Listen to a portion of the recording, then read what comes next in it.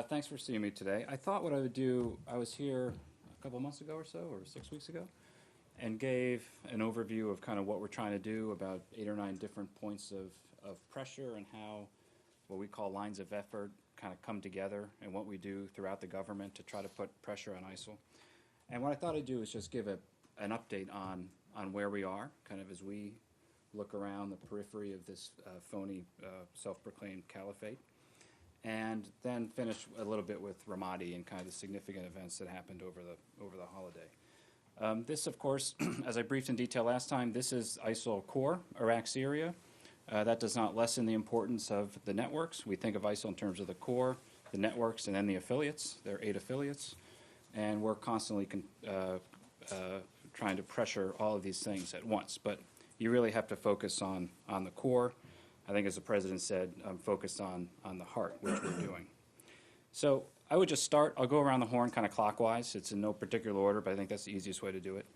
The number 1 on the map, and first what this map indicates, and this is only in November, so it would have been changed since then. But the green on the map represents territory that ISIL has lost over the last year to 18 months or so. In Iraq, it's about 40% of its territory. So you can see the kind of shrinkage, and that's going to, we think, increase over the coming months. It's already increased, actually, quite significantly just since this map was put out in November.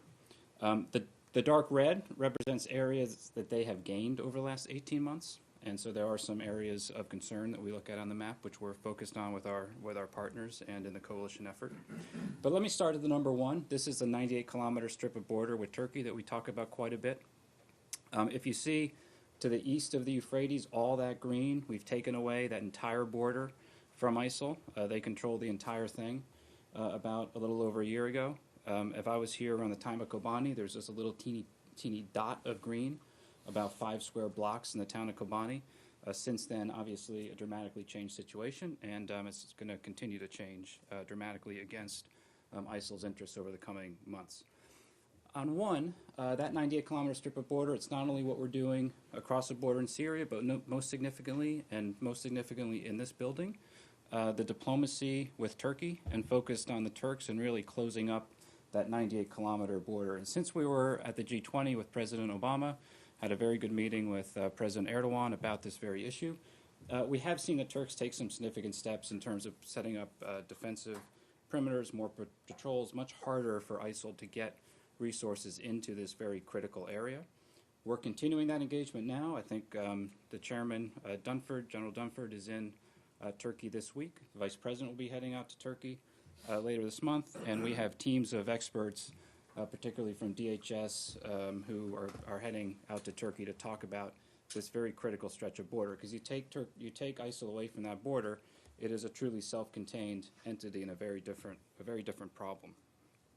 So that's a true kind of interagency effort. There's a military side, what we're doing, that little splotch of dark red, we call that the Mari line. I talked about that last time. We think we've checked the westward advance of ISIL and beginning to push a little bit to the east. I also mentioned last time how the Russian air campaign has made that a little more complicated, and that's something that we're continuing to deal with. But we are still, as my DoD colleagues can speak to, still flying in that area, still doing strikes almost every single day, and pressuring ISIL in that critical area. Number 2 is the kind of east of the Euphrates, a very different situation, but it's also the core ISIL, core of its phony caliphate, and Raqqa, its self-proclaimed capital.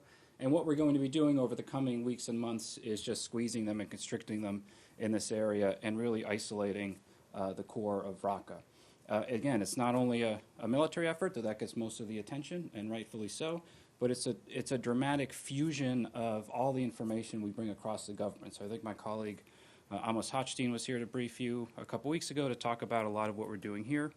The number 2 on the map is over at Al-Hal, and that has moved a lot more green since this map was put out, and that's a coalition of Syrian Kurds and Arabs that have made pretty dramatic gains against ISIL in that area, taking about 500 square miles from them. And that was organized simultaneously, and a lot of diplomatic, kind of really shoe leather diplomacy from this building to work with the Iraqi Kurds and the Peshmerga and the Syrian Kurds to get this whole thing synchronized. And that all kicked off late last fall through the winter. simultaneous operations on the Syrian side of the border at Al-Hal, moving a little bit more south, and then the Peshmerga retaking Shadadi to cut that entire road from Raqqa to Mosul. Similar, before I go to Iraq, operations that happened just over December, cutting off, you can't see it in this map, but if you go, like right here is all green now, taking the primary supply corridor, ISIL, from this area here into Raqqa. This Tishreen Dam is now no longer in their hands, so they have to go all the way around. It's just one effort of how we're going to continue to isolate and constrict in Raqqa. As we do that, as I think I mentioned last time, and our friends in the intelligence community and also in this building, constantly looking to see how they adapt. As they come under pressure, they do stupid things. We're able to see who they are, and then our military colleagues are able to, with quite devastating effect, strike them in their heart in Raqqa. And the high-value targets we continue to strike in Raqqa. Just the day before Christmas, we killed an individual who was directly linked to the Paris attacks. So that's all going to continue, and that's a fused effort across the interagency, from here, DoD, or intelligence community, Treasury, across the board.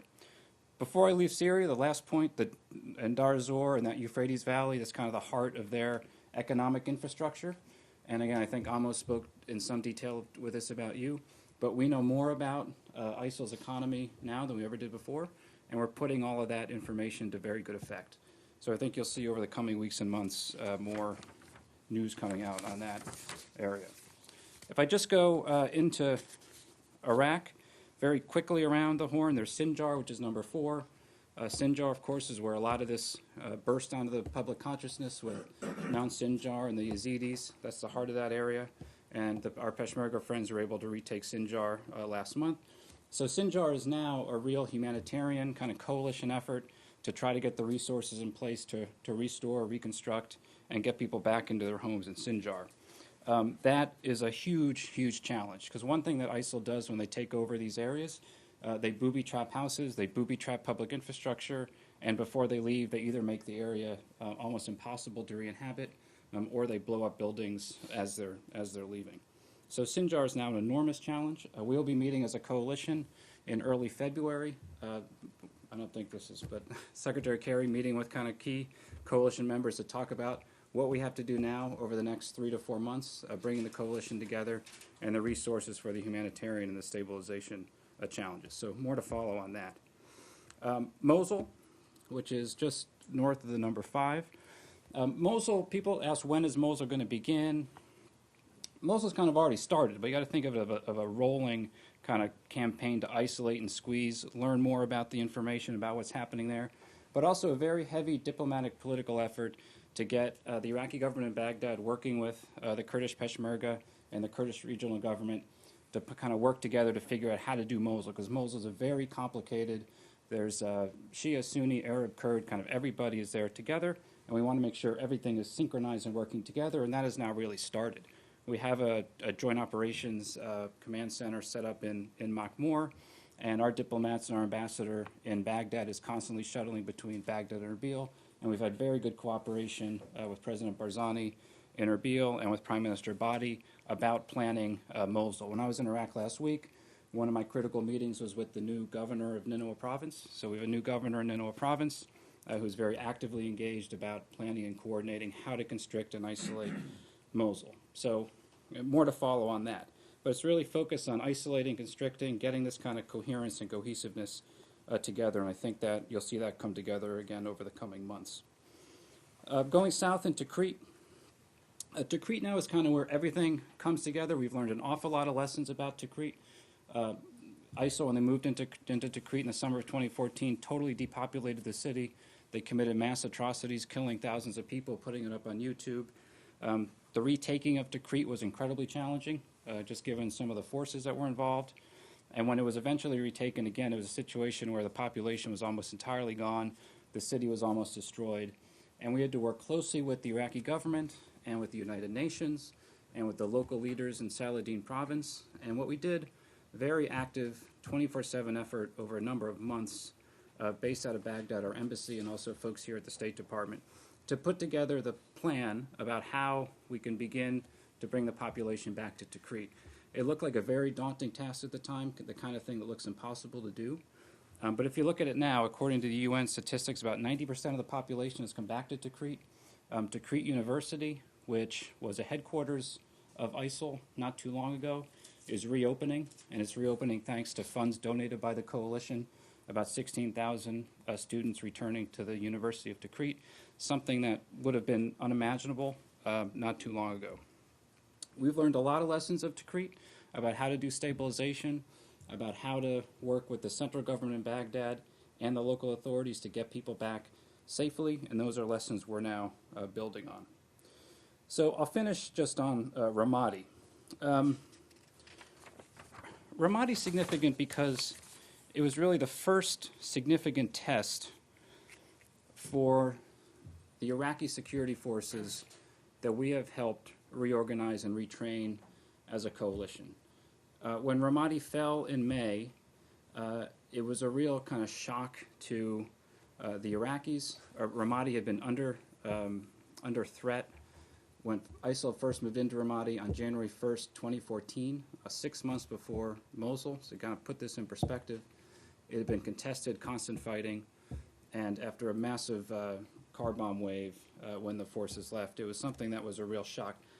Prime Minister Abadi immediately engaged with us, engaged with the coalition, and said, I want to put together a plan to retake Ramadi as soon as we can.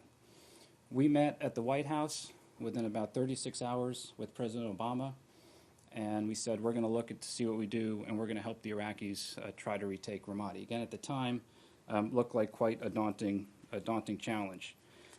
If you go back to that time and you look at the sequence of decisions that were made, the President made a critical decision on the recommendation of the Secretary of Defense and the Chairman to deploy U.S. Special Forces to Taqadum Air Base, not far from Ramadi. And they got out there very, very soon. And this is right between Fallujah and Ramadi. A really heroic mission those guys took on to advise and assist the Iraqi security forces to reorganize, to think about what are they going to need, and then to begin to plan a counterattack on Ramadi. And, I mean, those guys, you just can't speak enough about what they were able to do in terms of the influence they have and the capabilities that they can bring to bear. Every single time now against ISIL that we have advised and assisted an Iraqi operation, or any operation, against ISIL, ISIL has not only been defeated, they've been just totally routed. So we kind of have the combination of what works, and Ramadi was the most difficult test for this. I think Colonel Warren in Baghdad said it's the most difficult thing the Iraqis have done on their own as a military force, really since 2003. That's true. And it was a real, so far, and there's some ways to go, but it's a success, and it's a point that even when the Iraqis are taking casualties, they've taken over 1,000 casualties in this counterattack, they've continued to advance, they've continued to fight, and they've continued to liberate their territory. Commensurate with the counterattack was a very active effort, learning and building on the lessons of Tikrit, to work with the Iraqi government and to work with the local officials in Anbar province, with the tribes, with the governor, to mobilize local forces, to hold areas, and to put together the stabilization plan. So shortly after Ramadi fell, we met in Paris with Secretary Kerry and the main ministers of the coalition with Prime Minister Abadi. And I have to admit, it was a kind of a dark cloud moment because Ramadi had just fallen. And Abadi told the ministers of the coalition, I want your help. I need to retake Ramadi. Here's how we're going to do it.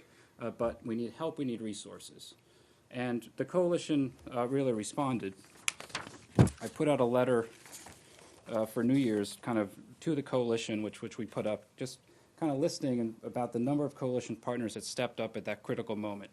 Not only with military support, but also with stabilization and reconstruction support. And so what Abadi did at that critical time was delegated an awful lot of authority to the local leadership of Anbar province. We now have authorization for 10,000 tribal fighters in Anbar province. There's authorization for 24,000 police in Anbar province. The new Iraqi budget in 2016 has 20,000 new positions for the Iraqi army, which are very important. We think many of those will come from Anbar province as these areas are liberated. So as the clearing went into Ramadi, we worked at the same time and in parallel with the stabilization and the hold and the resources to bring people back to their homes.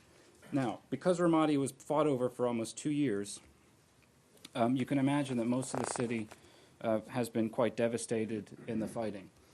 Booby-trapped houses, I think the number of IEDs, just since, this is just a statistic to give you an indication, since the 28th of December, so about a week ago, 2,316 IEDs were deactivated by a single IED unit that we help advise and assist out of Habbaniyah Base, which is near Taqadum.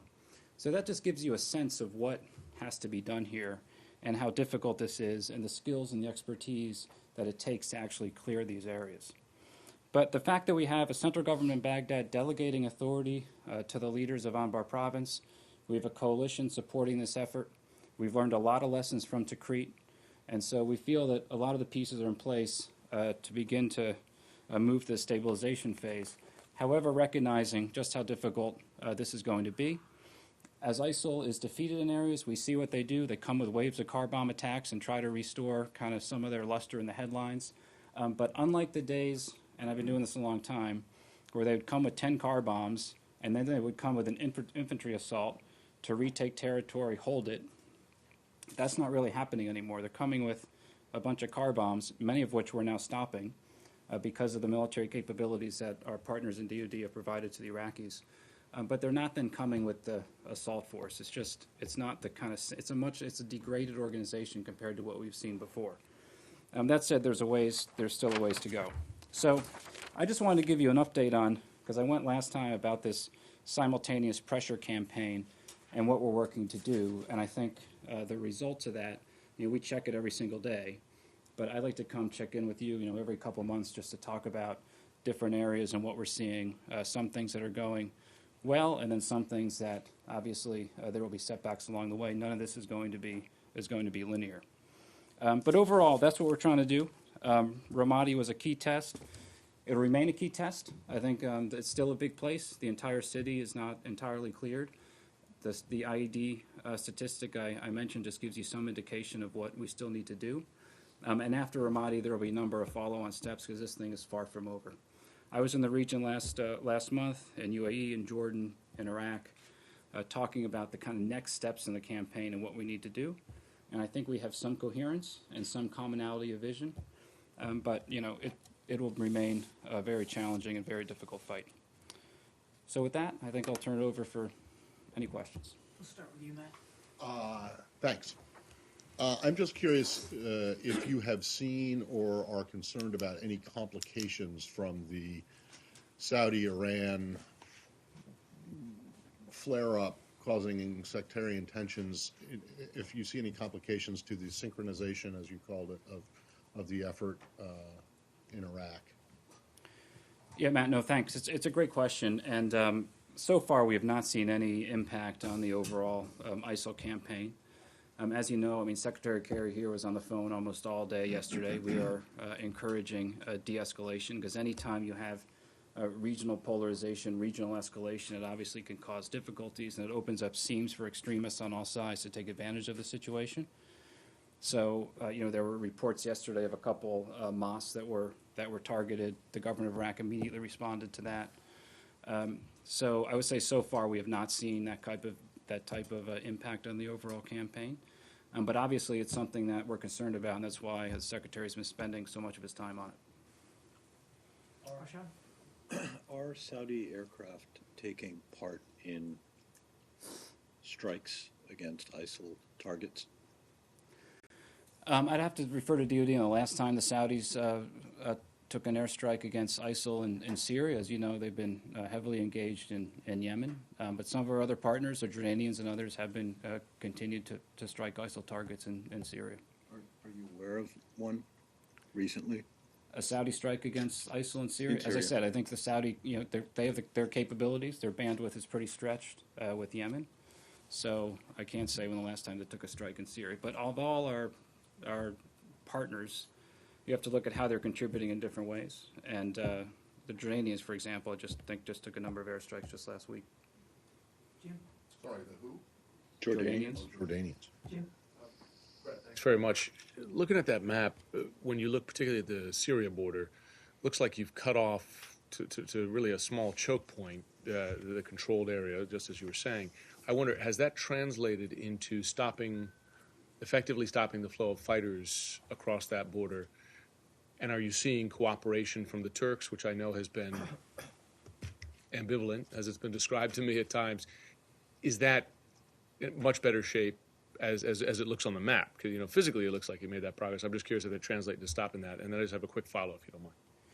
So, Jim, I think as I mentioned in my opening, definitely seeing progress along that border on the Turkish side, and definitely seeing a willingness and readiness for the Turks to engage with us in terms of advice and what needs to be done. They have moved resources there, and I think this has been covered in the press, but they've moved resources there. It's much harder to get from the Turkish side of the border into Syria from that strip, all of which is very positive. So now this month we're following up with them on a number of things, not only what's happening on their side of the border, but also what we want to do together on the Syrian side of the border. And that's why the chairman is there this week. That's why the vice president will be in town, and that's why we have a number of the vice president going to Turkey and a number of our kind of border security experts at the working level going to Turkey. So I would just say, yes, the cooperation's been good. Our information, it's much harder to get for an ISIL fighter to get from Turkey into Syria now than it was some months ago.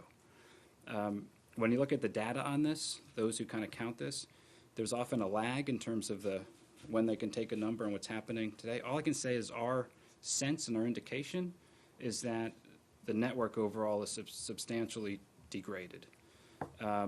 We know that ISIL in its public statements has called on foreign fighters, maybe, hey, don't go into Syria, maybe go to Libya, which is another indication that Syria is now not as hospitable an environment as it might have been in the past. So I think the trend line overall is moving in the right direction, but it's something we got to stay at every single day because, as I've said before to you, this is a challenge like we've never seen before. The world has never seen something like this. Upwards of 35,000 now foreign fighters from 100 countries all around the world, supercharged by social media and Twitter and everything. It's something we've never seen before. So as we when we think of the core, we want to make sure that a foreign fighter gets into Syria or Iraq, they can't get out, and we try to make sure that they can't get in. At the same time, we're working globally with all of these partners, which is why we have a 65-member coalition on the criminal justice side, on the intelligence sharing side, just to try to make it harder for these guys to move around. But again, as we saw in Paris and elsewhere, that we have work to do. And our partners have work to do. A brief follow on the 10,000 tribal fighters you mentioned in Anbar. Is Prime Minister Abadi playing nice with them, so to speak, or is he, the concerns expressed about his deference to Iran and therefore reluctance to play nicely with the Sunnis? Are you seeing that abating? He's fully supported the tribal mobilization in Anbar province. When Secretary Carter was there a couple weeks ago, this was one of their key conversations. In fact, he upped the cap from 8,000 to 10,000. And that just comes into the kind of, again, it's about 10,000 tribal fighters, 24,000 local police from Anbar, so you're talking an awful lot of people. So if a young Anbari wants to get in the fight, there are plenty of avenues to do that. And our two platforms, one at Taqadum Air Base and one at Al-Assad, where we have been since this campaign really started, out in the western Euphrates Valley.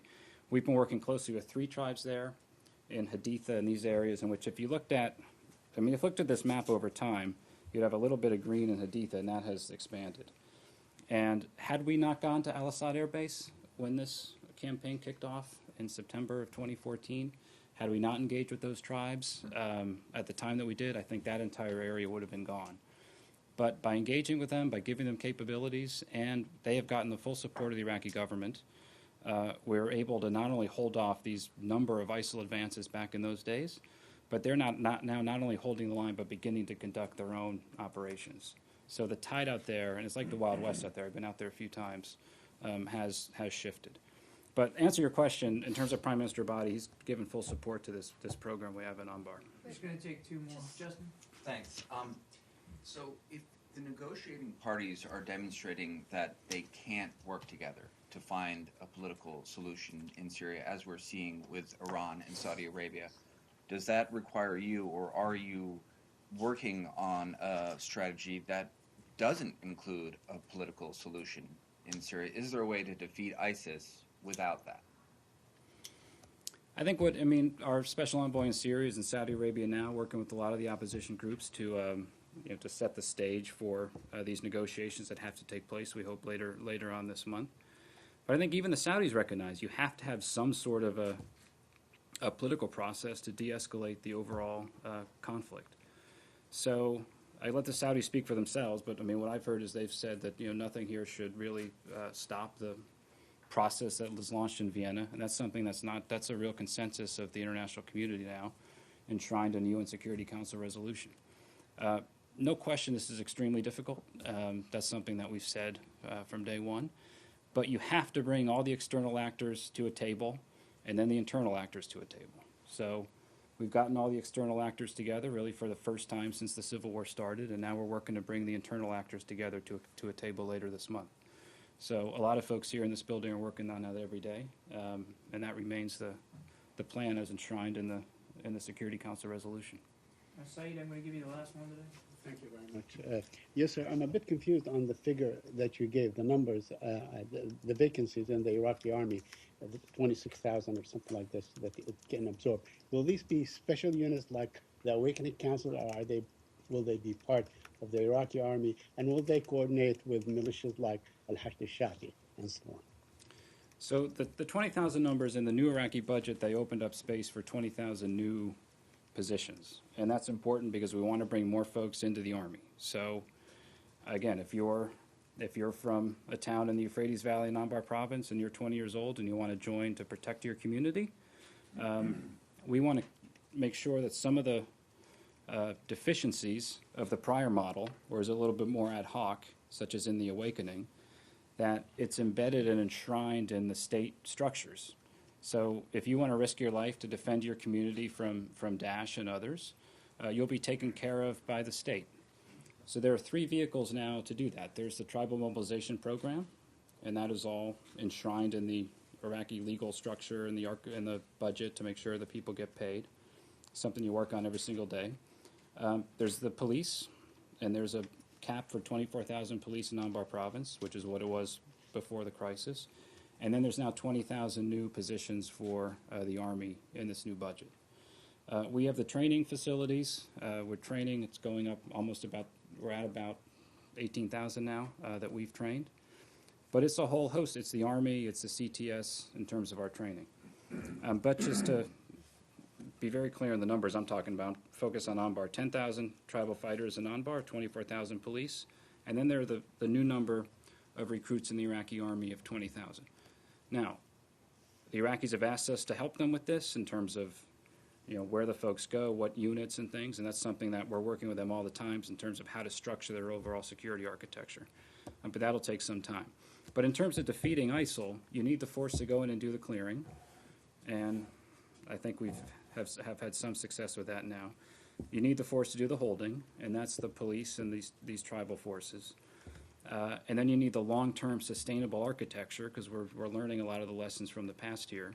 And the long-term sustainable architecture is to make sure you have a more federal-based structure, which is interwoven in the Iraqi constitution, in which the central government is delegating authority to the provinces, to the local leaders, so that people who are risking their lives to protect their community are taken care of by the state.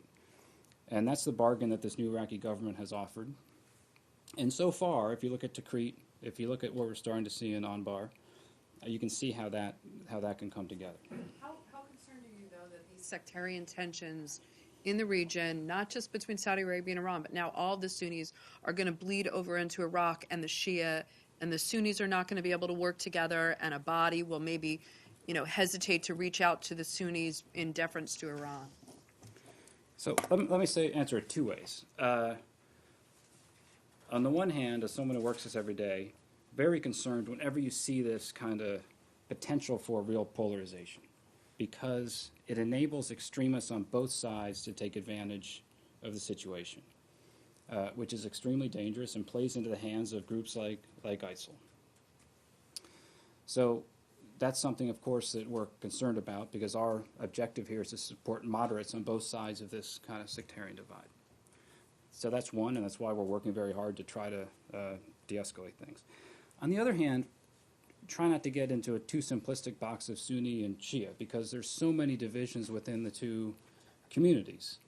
I'm talking a lot here about Anbar province. It's about 100% Sunni, but there's Salafi, there's secularists, there's Baathists, there's tribal divisions, there's like everything. There's a whole array of different viewpoints. Among the Shia, you have in Iraq a great deal, majority of the Shia see their Marja as Grand Ayatollah Sistani, who has a totally different vision than the supreme leader in Tehran. Sistani believes in a separation of the state and the community in a more quietist tradition than Khamenei, and it's a totally different viewpoint. So trying to kind of not get into the box of all the Sunni and all the Shia, because it's just not really accurate and not how this thing goes. What we worry about when things get too polarized is that extremists on both sides try to take advantage of the situation. So no doubt in the immediate wake of something like this, I think you'll see more provocations from some of the extremists on both sides, and that's something that we try to tamp down. And a good example was when there were reports yesterday that some mosques were attacked in Hilla, some Sunni mosques were attacked in Hilla. The Iraqi government responded immediately. So I would just say, concerning, yes, there's all sorts of things that concern us every single day. Whenever you see something like this for potential polarization, it's concerning. At the same time, we try to not put things into too simplistic a black and white box, because that's not the reality. It's just so many divisions within each community, and trying to strengthen the cohesiveness of the moderates on both sides is something that we try to do every day. But I will not underestimate just how difficult it is, as you know, Elise.